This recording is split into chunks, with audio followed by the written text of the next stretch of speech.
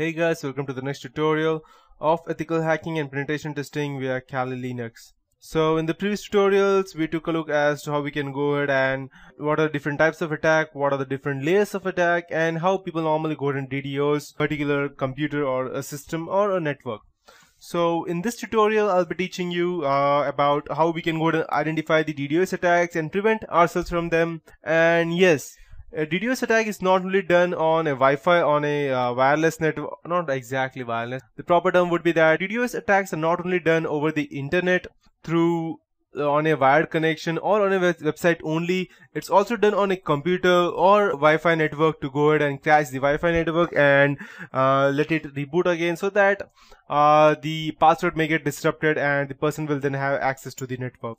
So if you run your own servers, then you need to be able to identify when you are under attack. That's because the sooner you can establish that problems with your website DDoS attack, the sooner you can try to do something about it. To be in a position to do this, it's a good idea to familiarize yourself with the typical inbound traffic profile.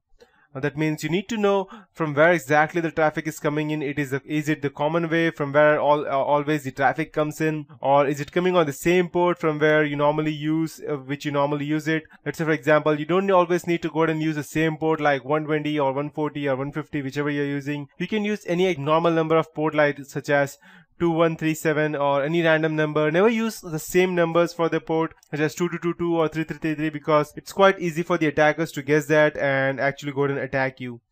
So the more you know about what your normal traffic looks like, the easier it is to spot on whether it's an attack or it's just a normal profile trying to access some random stuff.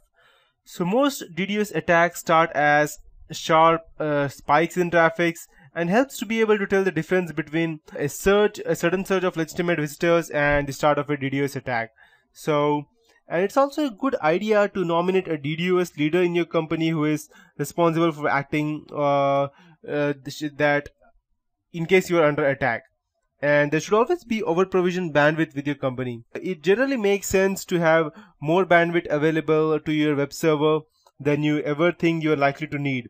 That way you can accommodate sudden and unexpected surges in the traffic that could be a result of an advertising campaign or any random stuff. And a special offer or even a mention of your company in the media would suffice that.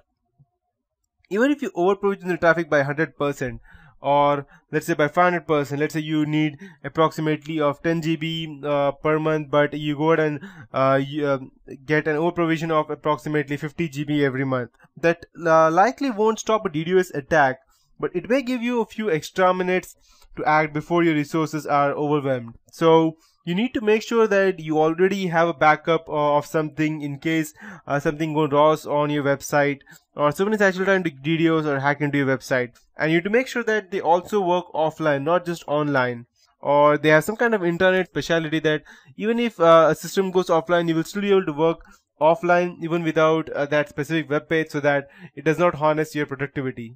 There are few technical measures that can be taken to go ahead and run from that attack actually, especially in the first few minutes. And some of these are quite simple. For example, you can rate limit your router to prevent your web server being overwhelmed, and filters to tell you whether your router to drop the packets from obvious source of attack or time out them of open connections more aggressively. You can also drop spoofed or malformed packages which are set lower, such as SYN, ICMP and UDP flood drop thresholds. But the truth is that while these steps have been effective in the past, DDoS attacks are now usually too large for these measures to have any significant effect. Again, the most you can hope for is they will buy a little time as the attack ramps up. And finally, you can go ahead and always call your ISP or the hosting provider. And the next step is to go ahead and call your ISP provider or host provider if you do not host your own web server. Tell them that you are under attack and ask for help. Keep emergency contacts for your ISP or hosting provider readily available so that you can use this very quickly. Depending on the strength of attack, the ISP or the hoster may already have detected it, or they may themselves start to be overwhelmed by the attack as well. In case the person is actually quite strong who is actually doing the DDoS attack, is attacking you as well as the ISP provider also. So you stand a better chance of withstanding the DDoS attack if your web server is located in a hosting center rather than if you run it yourself. That's because its data center will likely have fair high capacity bandwidth links and higher capacity routers than your company has itself.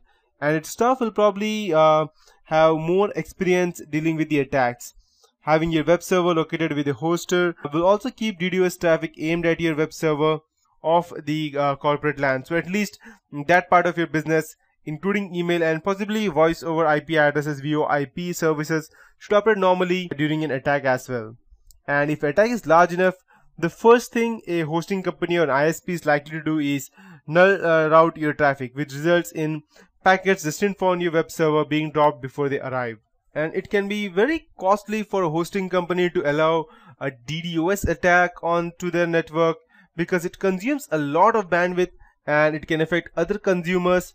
So the first thing we might say is it's a black hole for a while. It is a most famous term used by Liam Enticknap, a network operating engineers at Pier 1 Hosting. And there's also a managing director of ISP and hosting, that is Tim Pat Duffy Service Providers, agrees that the first thing that we need to do when we see a customer under attack is log on to our routers and stop the traffic getting onto our network.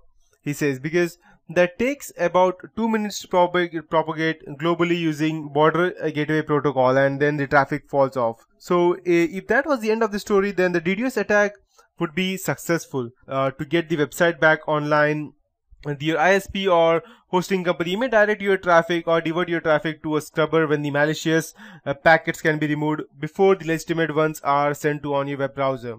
So we use our experience and various tools to understand how the traffic to our website has changed from what it was receiving before, and to identify the malicious packets. And there's also a famous quote said by the guy at Pier 1 that has it has the capacity to take in, scrub and send on very high levels of packets of traffic, as much as 20 Gbps. But with the levels of traffic comparable to those experienced by spammers, even the scrubbing effort would likely be overwhelmed. So do have a DDoS plan or prevention plan in place with your ISP or a hoster, so that it can prevent or begin mitigation or divert your traffic to a mitigation specialist with the minimum delivery delay. And lastly, we have our own legal use of DDoS attack.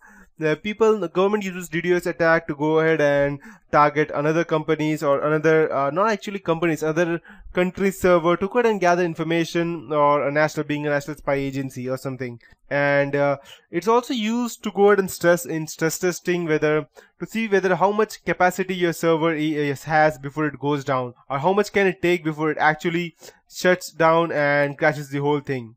It's also used to know exactly whether the company, whether the website or the server can withstand such amount of traffic, or even after traffic, if they are somehow able to restore. What are the ways that they can go and restore, and how much can they actually protect the system after it has been restored? Whether the firewall is down after the DDoS attack, or it can go and lead to some kind of privacy problem, because if the website is down and the people can easily get access into that, then anyone can go ahead and distribute or leak any kind of data that you have in the system. That is why. So these are the different types of attacks that can be done, and these are different ways that can be used to go ahead and stop or use a DDoS attack for your own purposes. And that is it for this tutorial, and that would be it for the PowerPoint presentation for these tutorials. And the next tutorial, I'll be teaching you more about actually doing a DDoS attack in a Windows 7 or a Windows 2008 server, and I'll be showing you multiple ways as to how we can go ahead and do that, and we'll be looking at that in the next tutorial.